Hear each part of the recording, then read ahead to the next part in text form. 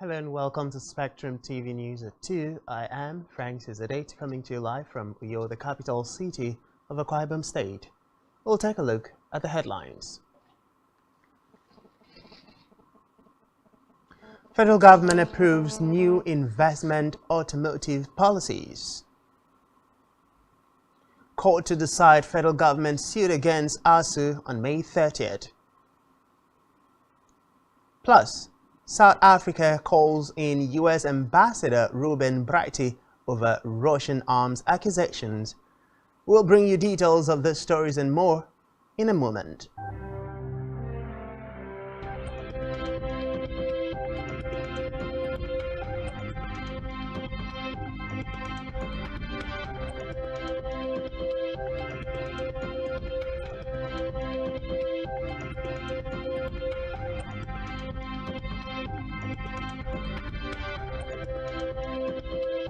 Thanks for joining us. We begin this afternoon with Nigeria's leader, President Muhammadu Buhari, who has congratulated the Osun State Governor Ademola Adeleke as he celebrates his 63rd birthday on May 13th, urging him to seek God to deliver on his mandate. The president's congratulatory message was issued by his spokesman Femi Adesina today in Abuja. Buhari affirmed that Adeleke had solidified his base and gradually built a formidable network of friends and political allies that had helped his many victories, including leading one of the 36 states in the country. He urged the governor, whose victory was recently validated by the Supreme Court, to place the Away from that, the federal government has approved for implementation of the first Nigerian Investment Policy (NINP). The government also adopted a new National Automotive Industry Development Plan (NADIP) that would span through 2023. These were approved at the recent meeting of the Federal Executive Council (FEC), which was presided over by Vice President Yemi Osinbajo. The minister maintained that the investment policy would give investors more comfort and attract more investment into the economy.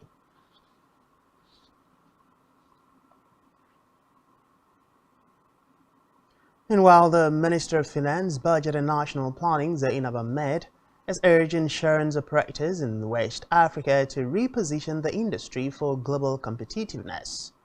The minister gave the urge at the West African Insurance Companies Association Educational Conference in Lagos State. Ahmed, while speaking on the conference's theme, Repositioning the Insurance Industry in West Africa for Global Competitiveness, said the objective behind the African Continental Free Trade Area is to accelerate intra-African trade by providing a single market for goods and services, facilitate movement of persons in order to deepen this common voice and policy space in global trade negotiations. She emphasized the need to establish high-quality insurance database to provide a holistic view of the industry's operations in the sub-region. The national electricity grid. Under its Solar Power Niger program, the government, through the Rural Electrification Agency (REA), held an investor matchmaking event in Abuja to provide the opportunity for potential investors to pitch their financial offerings to developers. The agency stated in a document that the Solar Power Niger program was launched as part of the Economic Sustainability Plan to achieve the rollout of 5 million new solar connections in off-grid communities. Reports say the REA is the implementing agency of the federal government under the Federal Ministry of Power, tasked with the electrification of unserved and underserved communities to boost economic growth through the supply of electricity.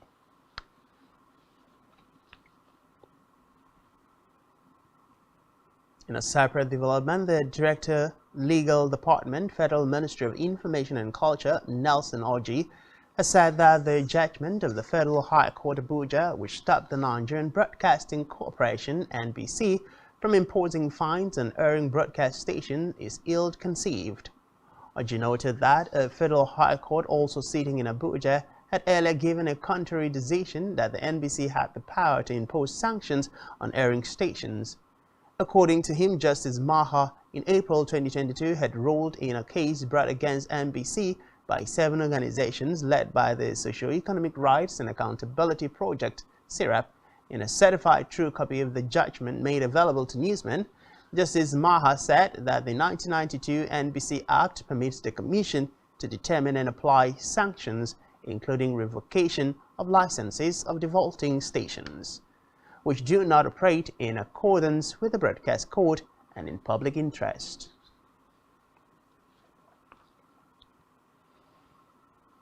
On judicial matters, challenging the 8-month strike of the Academic Staff Union of Universities, ASU. The presiding judge, Justice Benedict Kanyip, announced a date for judgment after the parties adopted their written addresses in the referral as early directed by the court. This is contained in a statement by the Minister of Labour and Employment, which stated that at the last hearing on Tuesday, May 2, 2023, Justice Kanyip, the president of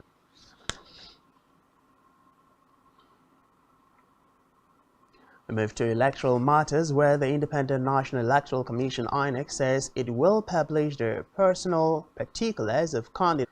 The electoral body made this known in a statement signed by its spokesman Festus Okoye.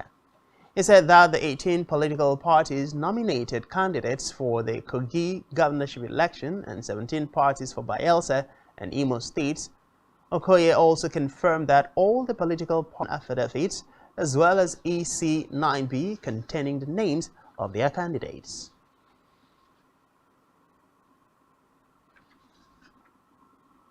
Meanwhile, the Niger Delta Development Commission (NDDC) has lauded the Senate over moves to probe the NDDC Ibitoye Ambosede. The agency appreciated the concerns expressed by the Senate during its plenary. Ambassador said the agency respected the oversight functions of the Senate and is ready to cooperate with the investigation committee. Recall that the Senate had in its session on Tuesday constituted an ad hoc committee to probe the financial NDDC for further information and clarification on the figures contained in the budget.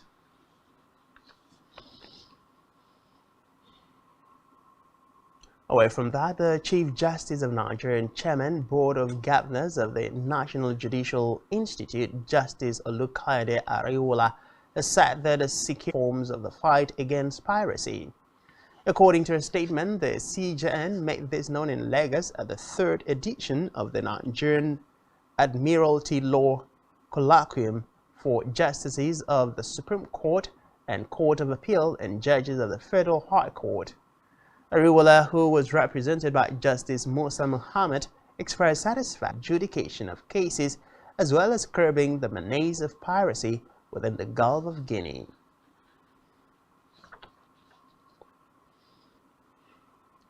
We move now to Africa, where UK has signed an agreement with Kenya, Ethiopia and Somalia aimed at tackling the causes of instability in the region. In an interview, the UK Security Minister Tom Tugadat said the agreement, worth $12.5 million, will support the 3 countries to come up with policies in the fight against terrorism. Reports say it is the first time high-level officials from Ethiopia, Kenya and Somalia have accepted international support to address a common problem along their borders. According to reports, the borderlands are unusually isolated and insecure, which makes it difficult for countries to monitor threats.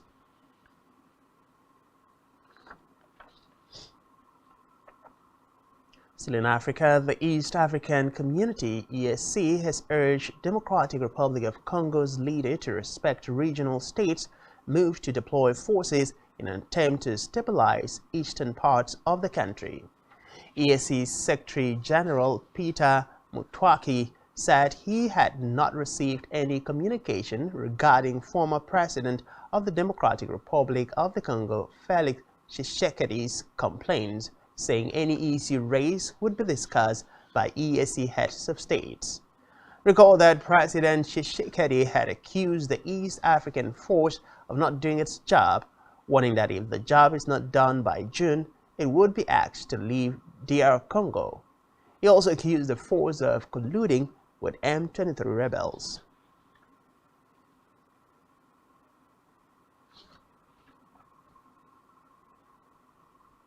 On the foreign scene, South Africa has summoned U.S. Ambassador Ruben Brighty for the South African Foreign Ministry. Clayson Monyela, in a statement released on Twitter, said it would demand the U.S. ambassador to South Africa following his remarks. According to Monyela, the U.S. ambassador accused the South African government of delivering arms and ammunition to a sanctioned Russian cargo vessel. Meanwhile, the Office of South African Presidency reviewed the matter.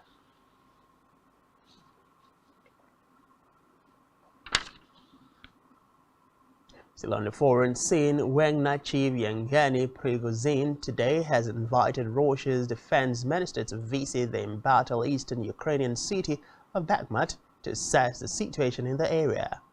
Prigozhin has ramped up complaints about his own mercenaries, fighters, battlefield setbacks, and blamed a lack of ammunition to take Bakhmut on the Russian Ministry of Defense, pointing at Shoigu and Russian Army Chief Valery Krasimov. Reports say the private military company boss has in recent days complained that areas captured. Still to come in the news, Golden Eaglets crashed out of under-17 Afghan misses chance to qualify for World Cup. To stay with us.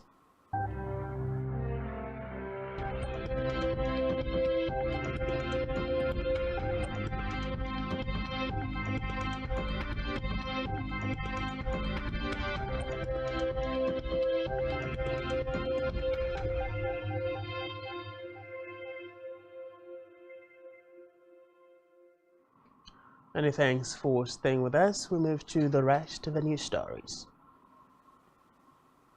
On a business news, the Governor, Central Bank of Nigeria (CBN), Godwin Emefiele, has urged the Chartered Risk Management Institute of Nigeria (CRMI). Emefiele gave the urge in Lagos at the inauguration of the CRMI, which was formerly known as the Risk Management Association of Nigeria. The governor, who was represented by the Director, Risk Management Department (CBN), Blaise Ijebo, the broader financial sector and the larger economy. He urged the institute to see itself as a change maker in the joint effort to grow the national economy and improve the lot of the common man.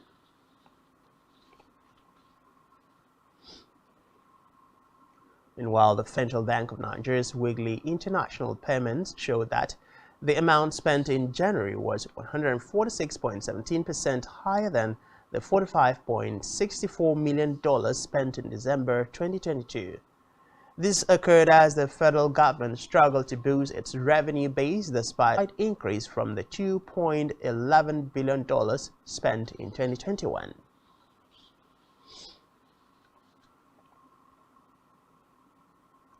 We move to health, where the World Health Organization (WHO) has declared that the multi-country outbreak of the Mpox virus, which began around a year ago, was no longer a public health emergency of international concern.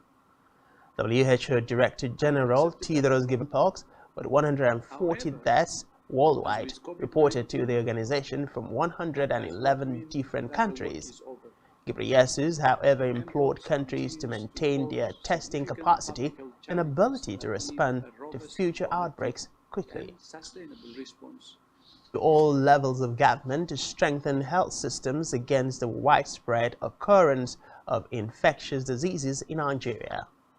Ologbogi made the call in an interview with newsmen in Lagos, where he said that the strengthening of the health system in Nigeria would also enhance epidemic response and health indices in the country. According to the World Health Organization, WHO, Nigeria's health outcome indicators are still unacceptably high despite modest improvements. The WHO's report stated that Nigeria recorded 557 confirmed cases and 73 deaths from diphtheria in the last 4 months.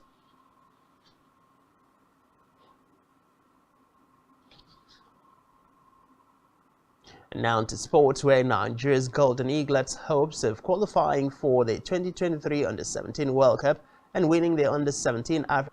Forward Abubakar Kamara scored a brace to help the Burkina to a 2-0 lead at the Nelson Mandela Stadium in Algiers.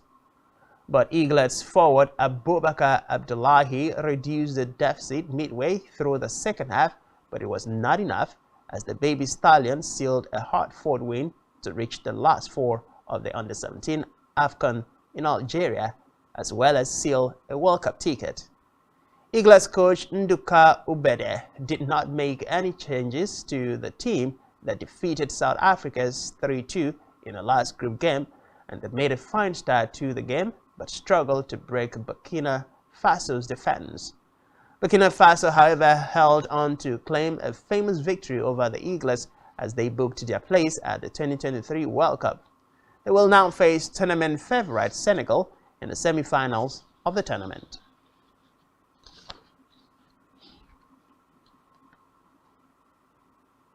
And still in sports, Federico Gatti scored a 97th-minute equalizer to earn back. Superbly kept the ball in as a Danilo header was set to drift wide. It cancelled out Youssef and Nyeri's 26th-minute goal, with the striker stroking in Lucas Ocampo's cross.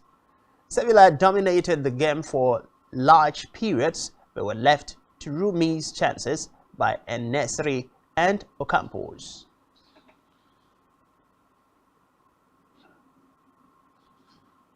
£6 million from tickets sold across the country in April. The national chairman of CAN, Opoyemi Ajayi, disclosed these in a statement made available to newsmen in Lagos. On the 10th of March, 441 million naira revenue was generated and 220,781 viewers visited the cinemas in April, as against 174,071 viewers in March.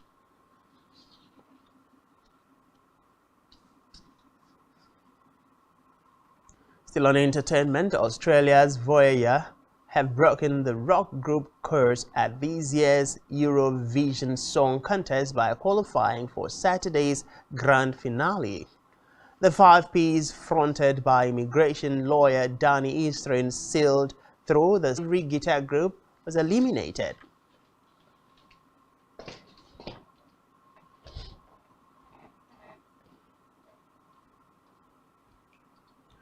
And that's all we have for you at this time. Do ensure to follow us on social media and subscribe to our YouTube channel, all of which you can find on our website, spectrumtv.ng. You've been watching Spectrum TV News at 2. I am Francis Edit. Many thanks for being there, and do enjoy the rest of your day.